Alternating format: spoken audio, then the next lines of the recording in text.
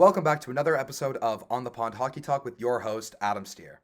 Now, today I am very excited to announce that this is going to be the first part of a four-part series where I am going to make my predictions for who I believe is going to be on the Seattle Kraken mock expansion draft roster. So what I'm going to do is, as I said, it's a four-part series. I'm going to go through each division within the NHL. We're going to start with the Pacific Division, then move to the Central Division, then the Atlantic, and then lastly, we're going to end off with the Metropolitan Division. So each episode, guys, we're going to go through each division, and I'm going to go through all the teams who I believe each team is going to protect, expose, and who Seattle's going to take. And then we're going to have this big roster at the end and see how it compares to the real thing. So, just a few notes, guys, before we get into this, a little bit of background for everyone. Seattle is going to be the 32nd team in the NHL. They're going to be located in the Pacific Division. They are relocating the Arizona Coyotes from the Pacific to the Central, so a lot of more travel time for them. And it is going to be very exciting. They're going to finally have balanced divisions within the NHL, 8 teams per division. So just a few notes about the Seattle expansion draft roster itself. First of all, it's very early. We're a year out. But, I know there's a lot of free agents and RFAs that have to get signed, and the trades are going to happen, and, players are going to retire and all that. But this is my prediction for, as of right now, who I believe each team is going to, keep, protect, and expose. And, ultimately, we're going to have the final roster, and we're going to compare it. So it's going to be very exciting. I'm thrilled to be sharing this with all of you. And one last note before I get into this. I look for Seattle to take a lot of younger players, guys on cheap deals. I think they need to set themselves up with as much cap space as possible in order to go to teams that are struggling against the cap and saying, hey, we know you're struggling against the cap. We know you need to make it. So this is what we're going to do. We'll take this player off your hands, this bad contract for a few years. You're going to give us a first-round pick. So I think that's how they're going to do this, and I think that's what Vegas did last time, and it did really well for them. So again, that's what I expect them to do. But with that being said, we are going to get into this video and discuss the Anaheim Ducks. So before I talk about the Anaheim Ducks here, I quickly want to go over the rules of the expansion draft in terms of how teams can choose to protect their players. So teams can either choose to protect 7 forwards, 3 defensemen, and 1 goalie, or they can choose to protect either 8 skaters and a goalie. But in my opinion, I do believe that the majority of teams will choose to protect 7 forwards, 3 defensemen, and 1 goalie. However, I'm sure there will be teams that will choose to protect 8 skaters and a goalie if they have, more defensive players and they don't want to risk losing some of their defensemen, which ultimately makes sense.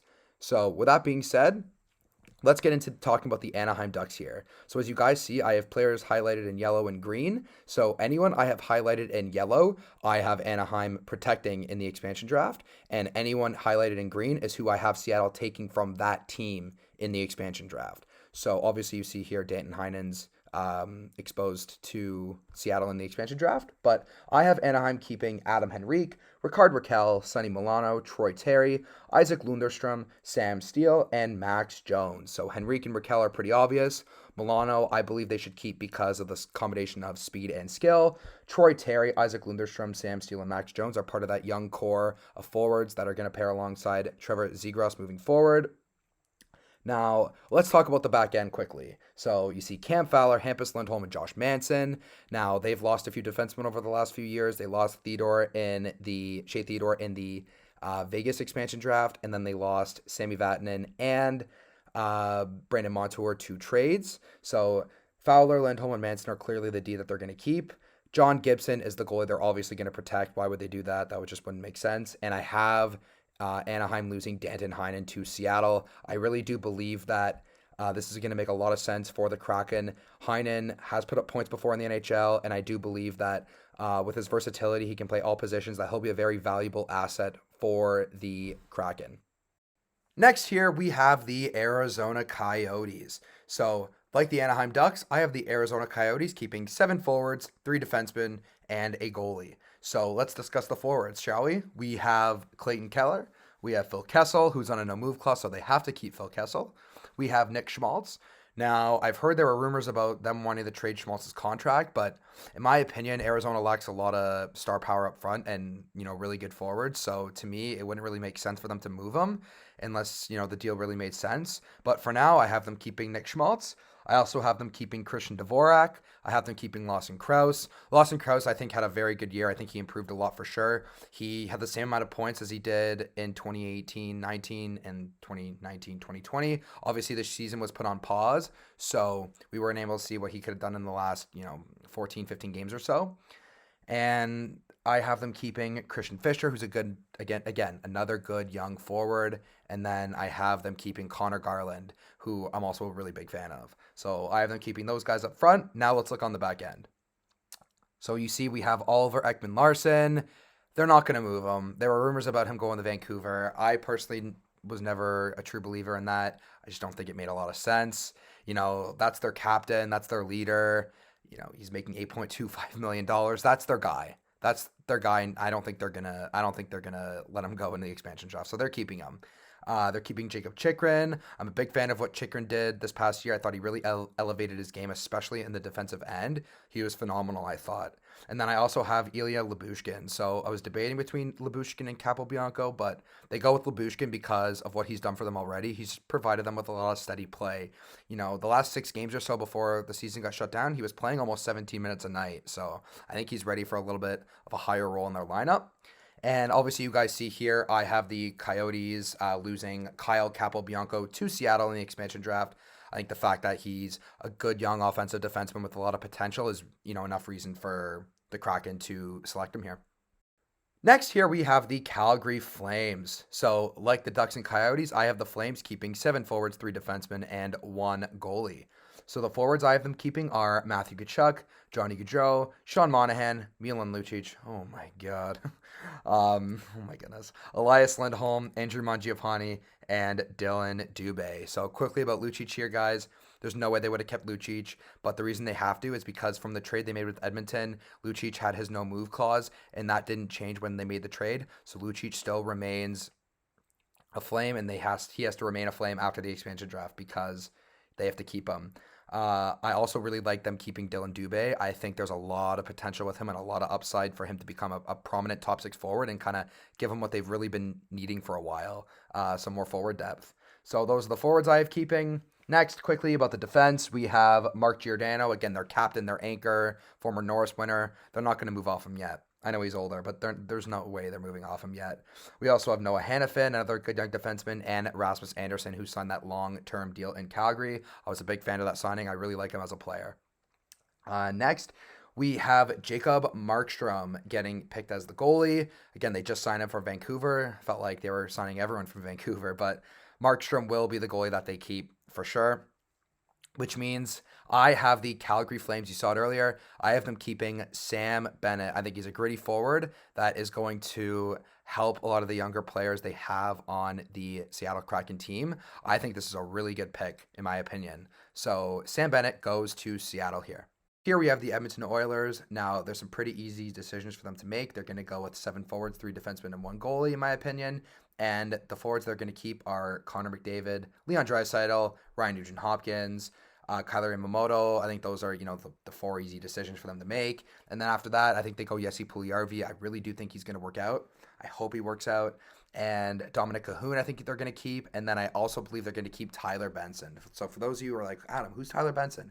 Tyler Benson was a second-round draft pick of the Oilers back in 2016. And he's an all-around player. He's played in the AHL for a little while now, and I think he's ready to make the jump to the big club. So I expect him to keep Tyler Benson for sure. Now, let's move on to the back end. We have Darnell Nurse, Oscar Klefbom, and Ethan Bear. I think these are clear-cut top 3 defensemen on this team. I know Bear is not signed, but I'm very confident Edmonton, Ken Holland are going to strike a deal to get Bear signed in Edmonton. Next, for goalies, this may be surprising, but I have them not keeping Mikko Koskinen. I think they should do anything in their power to not keep him. So I have them keeping Stuart Skinner, who played in the AHL for Bakersfield last season. So again, I have them keeping Stuart Skinner. So who do I have Seattle taking from the Oilers? I have them taking forward Zach Kassian. You saw him highlighted in green there. I believe they're going to draft young, but they're also going to take players that are very hard to play against. Having guys like Sam Bennett and Zach Kassian on your team, I think would be very good core for them to have. So again, I have them taking Zach Kassian from Edmonton. Next, we are going to be talking about the Los Angeles Kings. So, the Kings are trickier to dissect because a lot of their organization's most valuable assets haven't really played NHL games yet. So, it's going to be very interesting to see what they do. But again, I have them keeping 7 forwards, 3 defensemen, and 1 goalie. So, the forwards I have them keeping are Anze Kopitar, Dustin Brown, Jeff Carter, Alex Iafallo, Blake Lizotte, Elias Anderson, and Martin Ferk. Now, on some of the more questionable picks that I feel like people are going to be like, oh, really? They're going to keep him? Blake Lizotte was really good in college, and I feel like if he was given more ice time, he could thrive. Elias Anderson was the 7th overall pick like 3 years ago back in 2017, so there's a lot of untapped potential there. And Martin Ferk scored 6 goals in 17 games for the Kings, and he was one of their better players later on in the year when they were starting to actually get hot. Um, and Ferk was playing really well with Gabe Vilardi, who's one of LA's top prospects. So those are the forwards I have them keeping. Moving on to the back end, Drew Doughty. They're obviously keeping Doughty. There's no question about that. I have them keeping Sean Walker, who just signed a 4-year extension, I believe at $2.65 million a year. Matt Roy, and at goalie, I have them keeping Cal Peterson.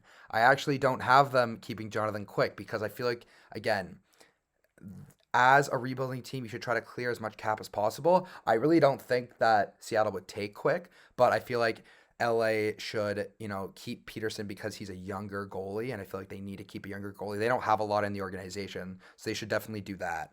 And this ultimately means, guys, you saw earlier that they are going to lose Adrian Kempe to the Seattle Kraken. I actually really like this pick for Seattle. He's speed, he's got a bit of skill. The upside's not through the roof, but he could be a really good bottom six forward for a young Seattle team. And honestly, I kind of like that for them. Next, guys, we have the San Jose Sharks. So I have them keeping 7 forwards, 3 defensemen, and 1 goalie. So of the 7 forwards, 5 are very easy to tell who they're going to keep, and that's Logan Couture, Evander Kane, Timo Meyer, Thomas Hertl, and Kevin LeBanc. However, the last 2 guys are going to be very interesting to see. And what's going to happen? We have Ryan Donato, who they acquired from the Minnesota Wild, who was originally drafted by the Boston Bruins back in 2014. Donato's a very skilled player and could fit into their lineup long term, hopefully. And next we have Dylan Gambrell. Gambrell played a lot of center for the Sharks last year in the NHL, and I've heard they really like him a lot and they like his progression, so I wouldn't be surprised if they kept him as well. So those are the forwards. Let's move on to the D. We have Erik Karlsson, Brent Burns, and Marc-Edouard Vlasic. So Burns, they're for sure keeping, and Karlsson and Vlasic they have to keep because they have no move clauses. So those who they're going to keep on the back end. And lastly, guys, you see the goalies here. I have them keeping Devin Dubnyk. I'm not sure if Dubnyk's going to be on the roster or not, but like Edmonton and Koskinen, anyone except Martin Jones, I think they should keep. So I think they should do anything they can to make sure Jones's contract is exposed to Seattle when expansion draft time comes.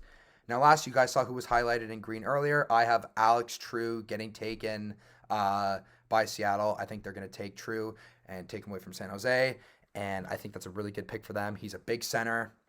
He's 6'5", and he has a lot of skill. He put up some very good numbers a few years ago for the Barracuda in the AHL, so I expect True to be the pick if this is who San Jose leaves available. Lastly here, guys, we have the Vancouver Canucks. I have them keeping 7 forwards, 3 defensemen, and 1 goalie. The forwards I have them keeping are Brock Besser, Bo Horvat, JT Miller, Jake Virtanen, Tyler Mott, Adam Gaudette, and Elias Pettersson. So these are pretty easy decisions.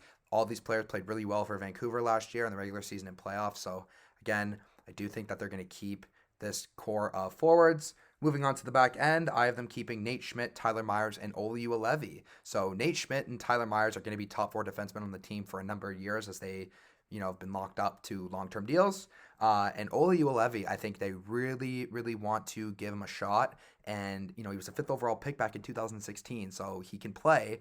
And I really do believe that they're going to keep him. They're not going to expose him, and that he'll play next year for Vancouver. That's really got to be the hope if you're a Canucks fan right now, is that Juolevi plays pretty, fairly important minutes, at least in his rookie season in the NHL.